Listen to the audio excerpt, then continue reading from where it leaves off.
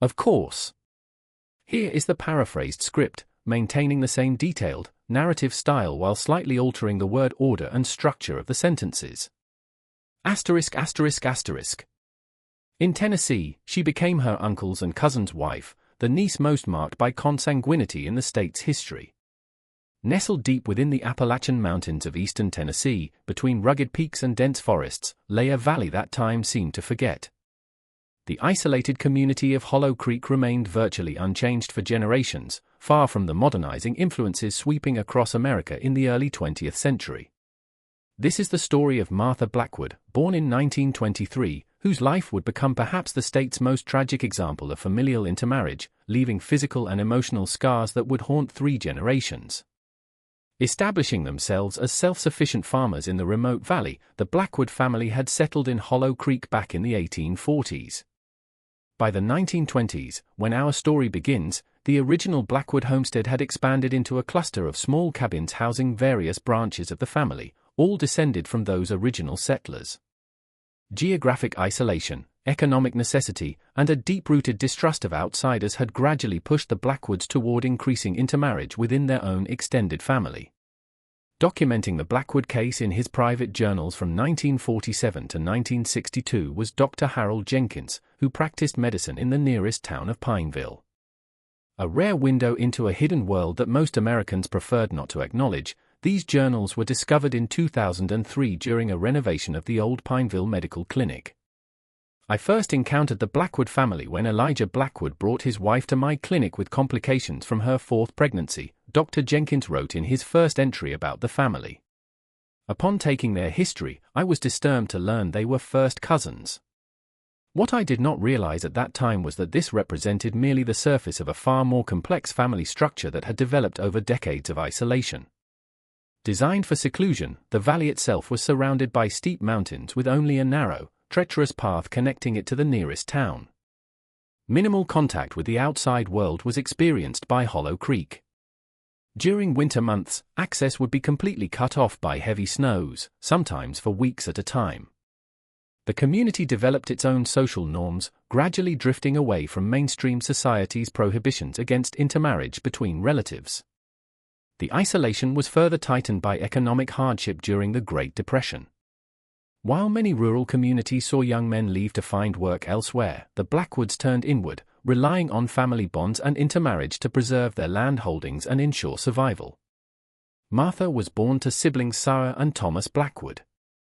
Complications during childbirth had been experienced by Sarah, and Dr. Jenkins' records indicate Martha was born with a cleft palate and slight deformities of her hands, early signs of the genetic consequences that would mark her life. Described by those who knew her as a child with a sweet disposition and remarkable resilience, Martha faced these challenges. The family kept to themselves, growing their own food, making their own clothes, and developing their own traditions. Rarely did they venture into Pineville, sending only one representative, usually the family patriarch, to purchase essential supplies a few times a year. This isolation was not merely physical, but ideological. The Blackwoods developed their own interpretations of religion and morality that increasingly diverged from mainstream society. Dr. Jenkins noted, the Blackwoods have constructed an entire worldview that justifies their practices. They refer to themselves as of pure blood and believe that keeping marriages within the family preserves what they call their especial blessing. They view outsiders with suspicion, believing them to be morally corrupt and spiritually deficient. An environment of isolation and alternate morality defined Martha's early childhood. By age 6, she displayed developmental delays, struggling with speech and fine motor skills. When Martha was 8, her mother Sarah died, leaving her in the care of her father Thomas and the extended Blackwood clan. During this period, Josiah Blackwood, Thomas's brother, emerged as the family patriarch. Older than Thomas by 12 years, Josiah exerted significant influence over family decisions. He had 3 sons from his marriage to his own cousin, with his eldest son Ezekiel being 10 years older than Martha. Rural Tennessee was hit particularly hard by the economic devastation of the 1930s. While government programs attempted to alleviate rural poverty, the Blackwoods' extreme isolation meant they received little assistance. They survived through subsistence farming and occasionally selling handcrafted items when they made their rare trips into town. Dr. Jenkins' records indicate that Martha's fate was effectively sealed during these years. As she approached adolescence, discussions within the family determined that she would become Josiah's second wife following the death of his first wife from tuberculosis in 1938. Just 15 years old was Martha when this arrangement was formalized in a family ceremony that bore no legal recognition outside Hollow Creek. Increasingly evident in the younger Blackwoods were the consequences of generations of intermarriage. Martha's cousins and half-siblings displayed various developmental issues, from learning difficulties to more severe physical manifestations. Yet without outside intervention, these patterns continued, reinforced by isolation and family tradition. Check if you're already subscribed to this channel. Hidden historical truths that shaped communities across America are the stories we share, stories deliberately erased from mainstream history books, but that explain so much about our present. By 1940, at age 17, Martha had become fully integrated into her role as Josiah's wife. Appearing significantly older than her years, Martha was described by neighbors in Pineville who occasionally encountered the Blackwoods. Her body already bore the marks of hard physical labor and genetic challenges. From this period, Dr. Jenkins' notes indicate that Martha had developed a pronounced curvature of the spine and walked with a noticeable limp. Only the beginning of the young woman's tragic circumstances was the arrangement between Martha and her uncle Josiah. Then in his mid-40s, Josiah maintained tight control over the family's affairs, determining work assignments, resource distribution, and family relationships.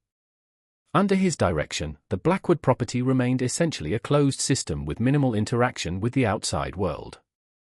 Changes were brought to rural Tennessee by World War II, but the effects barely reached Hollow Creek. While many communities saw young men drafted into military service, the Blackwoods managed to avoid conscription through a combination of medical exemptions and their extreme isolation, which sometimes meant official notices never reached them. The genetic consequences of intermarriage provided legitimate grounds for exclusion. In 1941, Martha's first pregnancy occurred, resulting in a stillbirth that Dr. Jenkins was called to attend. Both clinical observation and personal distress are revealed in his journal entry from this period. The infant displayed severe developmental abnormalities incompatible with life. When I attempted to discuss the likely causes with the family, suggesting that their marital practices were contributing to these outcomes, I was met with hostility and near violence. Josiah informed me that I would no longer be welcome at their homestead, and that they would manage future births themselves. Despite this declaration, circumstances would eventually force the Blackwoods to seek medical assistance again. 2 more pregnancies were experienced by Martha between 1942 and 1944, both resulting in infants with significant abnormalities who did not survive beyond a few months. These losses further isolated Martha within the family structure as her perceived failure to produce healthy offspring diminished her status. It was during this period that the second phase of Martha's tragic story began to unfold. Ezekiel, Josiah's eldest son and Martha's first cousin, had established himself as his father's right hand in managing family affairs. As Josiah aged and his health began to decline, Ezekiel assumed increasing authority. By 1946, when Martha was 23, Josiah's health had deteriorated significantly, and Ezekiel began to position himself as Martha's future husband.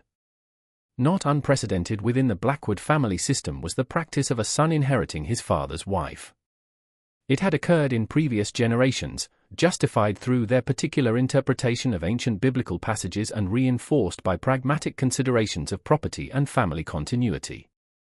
Raised within this isolated moral framework, Martha appears to have accepted this arrangement as inevitable.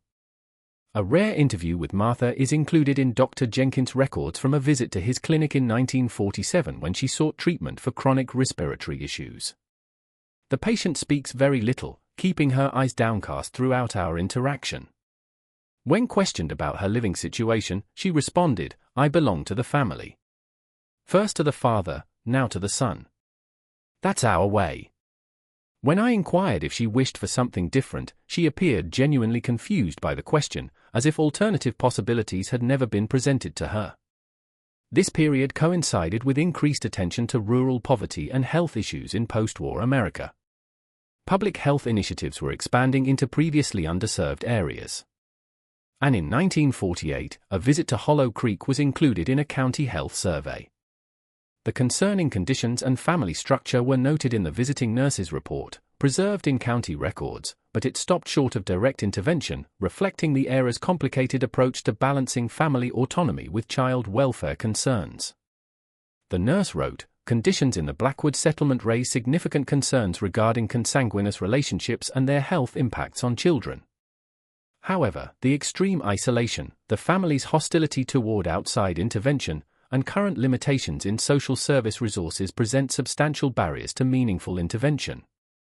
Josiah died in the winter of 1949, and by spring, Martha had been formally transferred to Ezekiel in another family ceremony. She was 26, he was 36, and they were first cousins once removed as well as stepson and stepmother. Led upon generations of intermarriage, the genetic implications of this relationship would soon become tragically apparent. A daughter, Ruth, was produced by Martha's first pregnancy with Ezekiel in 1950, who displayed severe developmental abnormalities including intellectual disability and physical deformities. Unlike Martha's previous children, Ruth survived infancy, becoming a living testament to the consequences of the family's practices. Eventually, Dr. Jenkins saw Ruth at age 3 when a respiratory infection forced the family to seek medical care. A child with pronounced facial asymmetry, malformed lower limbs preventing normal walking, and apparent significant cognitive impairment is described in his notes. He also observed that despite these challenges, there appeared to be a strong bond between Martha and her daughter. A subtle but important shift in Martha was marked by the birth of Ruth.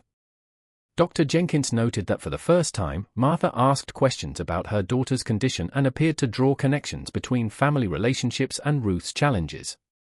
However slight, this awakening of awareness represented the first crack in the isolated worldview that had shaped Martha's existence. By 1953, signs of unavoidable change were showing in the isolated world of Hollow Creek. Even the most remote parts of rural America were gradually being reached by the post-war economic boom. New roads were being constructed, electrification projects were expanding, and increased mobility was bringing outside influences closer to formerly isolated communities. For the Blackwoods, these changes brought both opportunities and threats. Occasionally, younger family members found work in nearby towns, returning with stories, ideas, and material goods from the outside world. However tenuous, these connections began to weaken the family's isolation and challenge their closed social system. Now 30 years old and caring for her daughter Ruth, Martha had developed a quiet inner strength, though still firmly under Ezekiel's control. A small measure of autonomy in her role as Ruth's mother had been carved out by her. Dr. Jenkins' notes from this period suggest that Martha had begun to question, at least internally, the family practices that had shaped her life. The catalyst for change came in 1954 in the form of a new county health initiative which included home visits to remote communities. The difficult journey to Hollow Creek was made as part of this program by a public health nurse named Eleanor Wilson. Unlike previous brief interventions, Nurse Wilson established a recurring presence, initially focusing on non-threatening assistance such as vaccinations and basic health education. Over several visits, a degree of trust with Martha was gained by Nurse Wilson, creating rare moments when Martha could speak with someone from outside the closed family system. While initially superficial, these conversations gradually deepened. Crucial insight into Martha's evolving perspective is provided by reports in which Wilson later documented these interactions. The subject speaks very little at first, Wilson wrote, but becomes more communicative when discussing her daughter.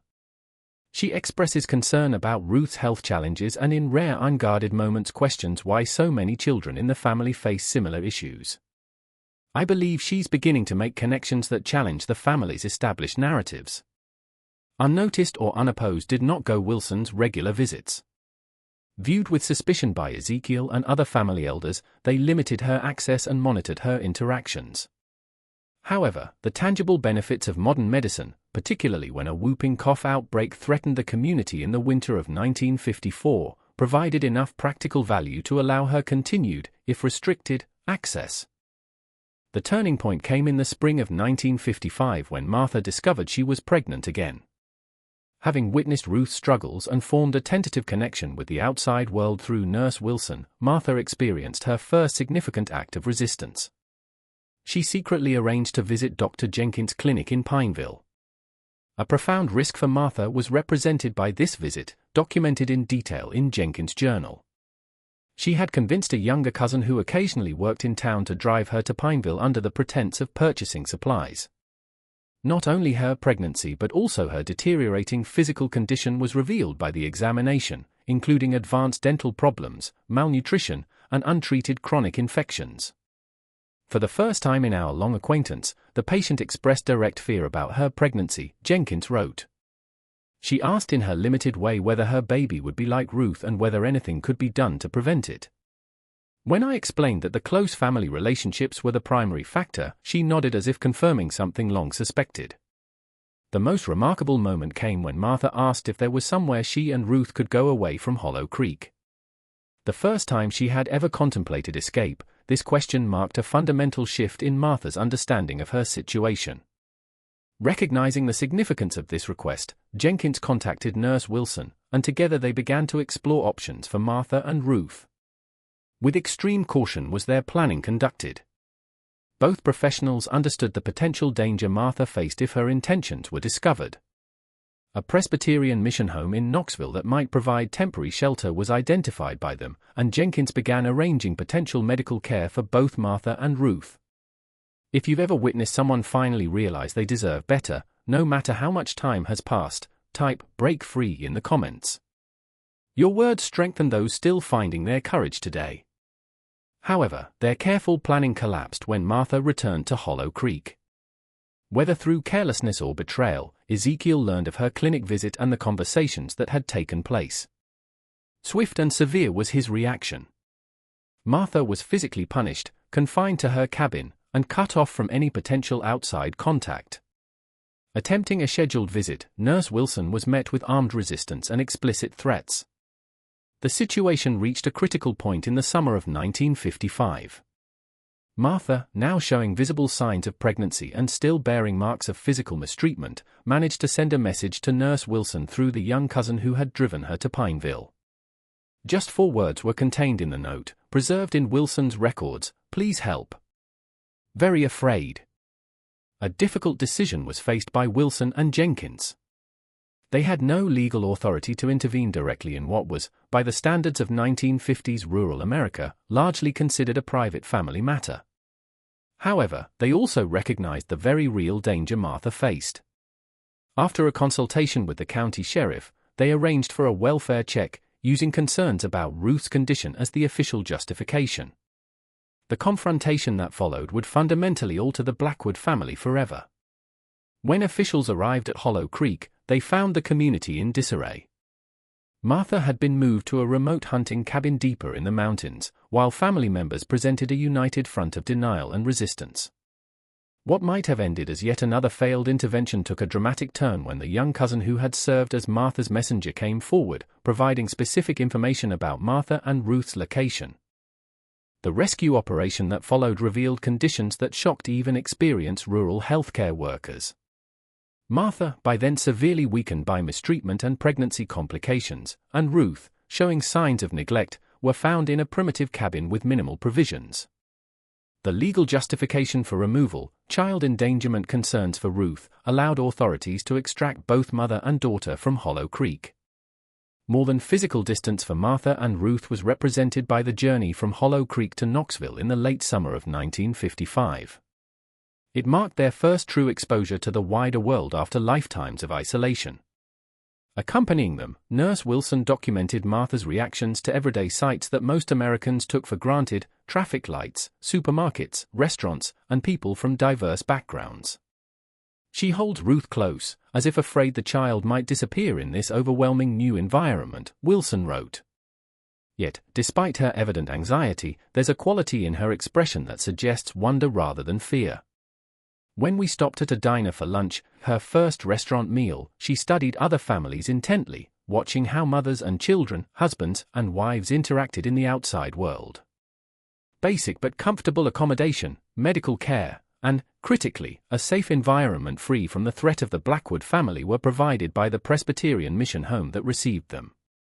Specialists from the University of Tennessee Medical Center were arranged for by Dr. Jenkins to examine both Martha and Ruth, resulting in the most comprehensive assessment of their conditions to date.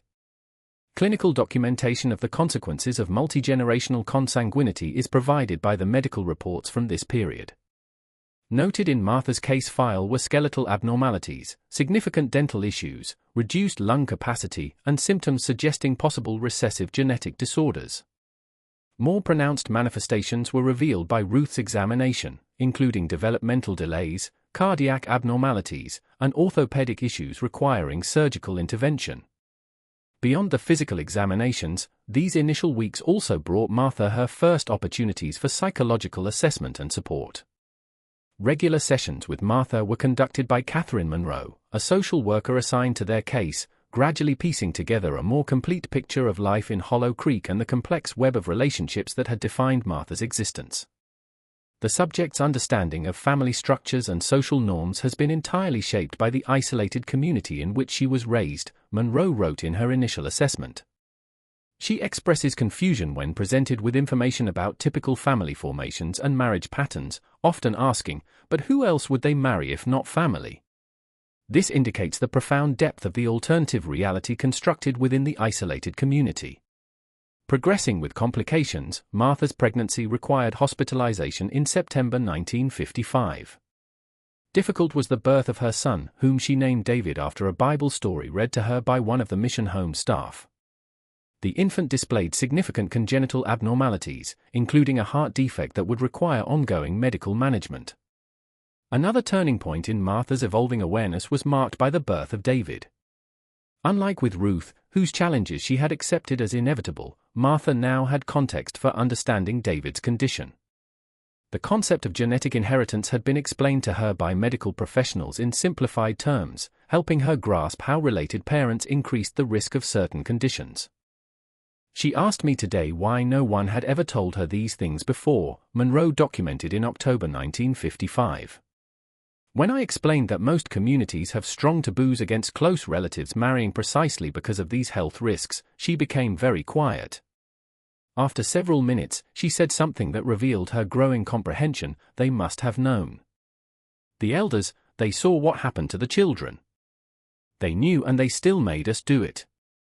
Profoundly affecting Martha was this realization that the family leadership had likely understood at some level the consequences of their practices yet maintained them for reasons of control and isolation.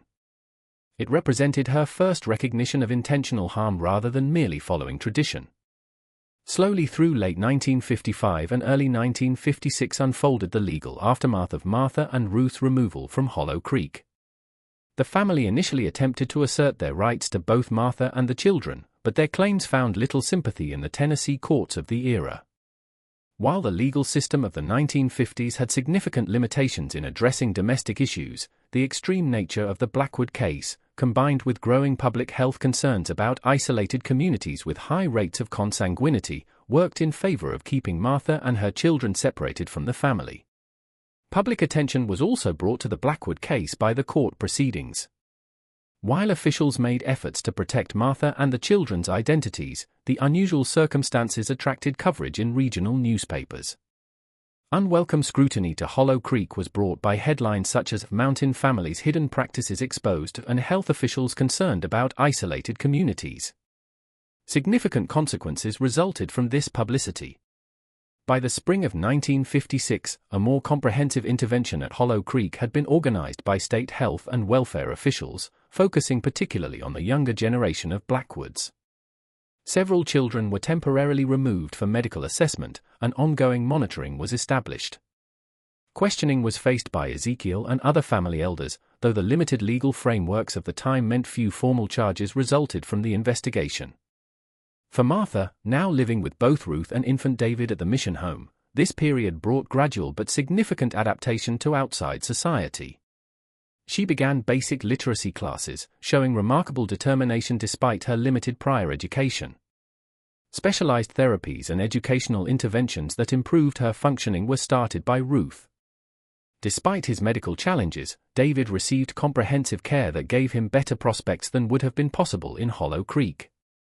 Martha's transformation is captured in social worker Monroe's notes from mid-1956. The change in subject's affect and engagement is remarkable. She now makes eye contact during conversations, asks questions about the world, and has begun making independent decisions regarding her children's care. While still limited by her background and educational deficits, she displays a genuine desire to learn and adapt to mainstream society. Perhaps the most poignant development came when Martha, after nearly a year away from Hollow Creek, was asked whether she wished to have any contact with her former community. Simple but resolute was her response, as recorded by Monroe: "That place killed many children. It nearly killed mine. I don't want my children to ever know that place." The story of Martha Blackwood and her children did not end with their dramatic escape from Hollow Creek. The long-term consequences of generations of consanguinity would continue to shape their lives, even as they built a new existence in the outside world. The medical, psychological, and social challenges they faced provide a profound window into the lasting impact of isolated intermarriage practices. By 1957, a transition from the mission home to subsidized housing in Knoxville had been made by Martha and her children through a combination of public assistance programs, support from charitable organizations, and Martha's own growing capacity for independent living. They established a modest but stable household. Work as a laundry assistant at a local hospital was found by Martha, a position arranged through social service connections that accommodated her limited education and physical limitations. Now 7 years old, Ruth attended a specialized school program that addressed her developmental challenges. Though she would never achieve typical academic milestones, significant progress in communication and self-care skills was made by her. David, despite requiring multiple surgeries in his early years to address congenital heart defects, showed stronger cognitive development than his sister, benefiting from early intervention services that became increasingly available in the late 1950s. Professional contact with the family was maintained by Dr. Jenkins, collaborating with Knoxville specialists to document their medical conditions for both treatment purposes and as a case study in genetic inheritance. His records from this period note that while both children showed clear physical and developmental effects of consanguinity, David's relatively stronger condition likely reflected Martha's improved nutrition and prenatal care during her pregnancy with him, demonstrating how environmental factors interact with genetic predispositions. Attention from medical researchers interested in genetic disorders associated with consanguinity was attracted by the Blackwood case. With Martha's consent, the family participated in several university studies during the late 1950s and early 1960s. Valuable data to the growing field of genetic counseling was contributed by these studies, helping researchers better understand and predict inheritance patterns in consanguineous relationships. In 1962, a significant personal milestone was achieved by Martha by completing a basic adult education program, earning the equivalent of an 8th grade education. While modest by mainstream standards, this achievement represented a remarkable journey from complete illiteracy to functional reading and math skills. Mrs. Blackwood displays extraordinary determination, her teacher noted. Despite significant obstacles, including starting her education in her 30s and managing her children's special needs, she has persisted with remarkable consistency. Martha's evolving perspective on her past was documented by social worker Monroe, who maintained contact with the family throughout this period. Subject now speaks more openly about her experiences in Hollow Creek. Having developed language and concepts to process her history, she expresses anger toward the family elders who maintained the system of intermarriage, particularly her uncle husband and cousin husband, but also shows compassion for the women and children caught in the system. She has begun to recognize her own story as part of a larger pattern of isolation and control. Significant changes were experienced by the wider Blackwood family in Hollow Creek following the increased scrutiny that began with Martha's case. By the early 1960s, the previously isolated community had been considerably opened through improved roads, increased public health oversight, and the departure of younger family members seeking opportunities in larger towns. While some intermarriage practices continued among the older generation, a marked decrease in consanguineous relationships among Blackwoods born after 1950 is indicated by county records. In 1965, Ezekiel Blackwood died of respiratory failure, likely exacerbated by years of coal dust exposure from work he had taken in nearby mining operations as the family's traditional farming lifestyle became less sustainable. His death symbolically marked the end of the era of strict isolation that had defined Hollow Creek for generations. Complex emotions were received by Martha upon news of his death, Monroe recorded. She sat quietly for several minutes after being informed. Finally, she said, "I should feel something, shouldn't I? He was my cousin, my husband, father to my son. But I feel nothing except relief that he can never come for my children." As Ruth and David reached adolescence in the late 1960s, new challenges were faced by the family. More pronounced became Ruth's intellectual disabilities relative to her peers, limiting her educational progress.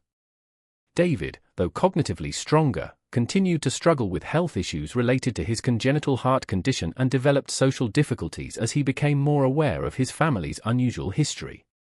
In 1968, at age 15, David asked Martha directly about his father and their family background, having picked up fragments of information and facing questions from classmates. A crucial moment of truth-telling became this difficult conversation, which Martha had long anticipated and feared. Rather than hiding their history, the realities of Hollow Creek and the relationships that had produced both David and Ruth were explained by Martha in simplified terms. The impact of this conversation was noted by Monroe, who helped Martha prepare for it. The disclosure was painful but necessary. David initially responded with shock and anger, particularly about the identity of his father. But Martha's honesty and evident care for his well-being helped him process the information. This truth-telling, difficult as it was, likely prevented more damaging revelations from outside sources. By 1970, when our documented record of the family concludes, Martha was 47 years old. Despite the physical toll of her early life, a stable existence for herself and her children had been established by her. Ruth, then 20, participated in a sheltered workshop program, developing vocational skills within her capabilities. David, 15, though still medically fragile, was completing high school with average academic performance and expressed interest in becoming a health care worker, inspired by those who had cared for him throughout his life. An important reference in medical literature on consanguinity became the Blackwood case, cited in genetics textbooks and used in training materials for rural healthcare providers. The family's experience helped inform public health approaches to isolated communities and contributed to improved detection and intervention in cases of concerning family structures. Jenkins, in his final journal entry about the family before his retirement in 1972, wrote, "The Blackwood case, tragic as it was, has served an important purpose in bringing attention to practices that remained hidden in remote corners of our society." Martha's courage in breaking away, despite having known no other reality, stands as a testament to the human capacity for growth and change even against overwhelming odds. Her children, despite their challenges, have possibilities that would have been unimaginable had they remained in Hollow Creek. Their story demonstrates both the devastating consequences of isolation and intermarriage across generations and the potential for resilience when provided with appropriate support and intervention. The case of Martha Blackwood and her children reminds us that hidden within America's remote regions, isolated practices continued long after they had been abandoned by mainstream society. Across generations extended the consequences of these practices, genetic, psychological, and social, affecting lives even after the practices themselves ended. Yet within this difficult history, we also find remarkable examples of human resilience, adaptation, and the capacity for new beginnings, even after the most challenging of circumstances. If you've watched this far, it's because you value these hidden historical truths. Leave a comment saying, "I watched until the end, so I can get to know who truly appreciates the stories on this channel." Don't forget to subscribe, like, and share this video with someone who appreciates discovering the untold stories that shaped our society. Together, we're preserving histories that might otherwise be forgotten.